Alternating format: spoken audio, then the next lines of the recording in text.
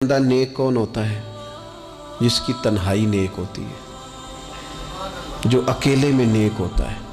تنہائی جس کی پاک صاف ہوتی ہے، اصل میں وہ بندہ نیک ہوتا ہے۔ ہمارے ہاں نا بالخصوص نوجوان نسل سے کہوں گا، تمہارے پاس سہولت آئی ہے موبائل کی، تمہارے پاس سہولت آئی ہے انٹرنیٹ کی، لیکن دیکھنا اس کی وجہ سے کہیں تمہاری تنہائی ناپاک نہ ہو جائے۔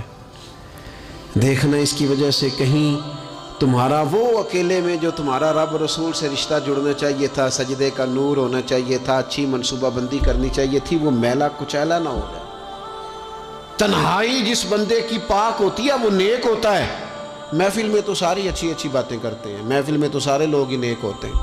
یہ صحیح بخاری میں حدیث ہے، نبی اکرم صلی اللہ تعالیٰ علیہ وسلم نے فرمایا، میں اپنی امت کے کچھ ایسے لوگوں کو جانتا ہوں جو قیامت کے دن تہامہ پہاڑ کے برابر نیکیاں لے کے آئیں گے۔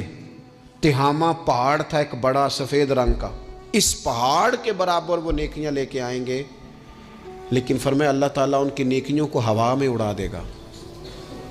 حضرت ثوبان رضی اللہ تعالیٰ عنہ نے عرض کی، یا رسول اللہ صلی اللہ تعالیٰ علیہ وسلم، ہمیں یہ معاملہ کھول کر بیان کر دیں۔ حضور علیہ الصلوۃ والسلام فرمانے لگے، وہ راتوں کو عبادت بھی کرتے ہیں، اللہ کی بارگاہ میں بھی حاضر ہوتے ہیں، لیکن فرمایا ان لوگوں کا مسئلہ یہ ہے، ان کا نقصان یہ ہے، گھاٹا اور خسارہ یہ ہے کہ جب وہ اکیلے ہوتے ہیں تو رب کی حرمتوں کو پامال کرتے ہیں، دین کی حدوں کو توڑتے ہیں، تنہائیوں میں رب کی نافرمانی کرتے ہیں۔ نتیجہ کیا نکلتا ہے کہ وہ جو لوگوں کے بیچ نیکیاں کی ہوتی ہیں، نمازیں پڑھی ہوتی ہیں، عبادتیں کی ہوتی ہیں، صدقات کی ہوتے ہیں، وہ بھی ضائع ہو جاتے ہیں۔ اگر یہ لوگ اپنی تنہائی پاک کر لیں تو ان کی باقی ساری عبادتیں بھی محفوظ ہو جائیں گی۔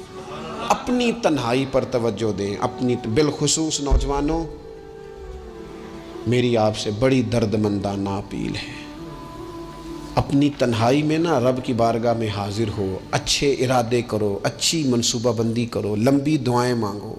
اکیلے جب ہو تو پھر نا وضو کر کے رسول پاک کی بارگاہ میں درود و سلام پڑھو، دلوں کو قوت ملے گی، حافظے مضبوط ہوں گے، تمہارے چہروں پر روشنی آئے گی۔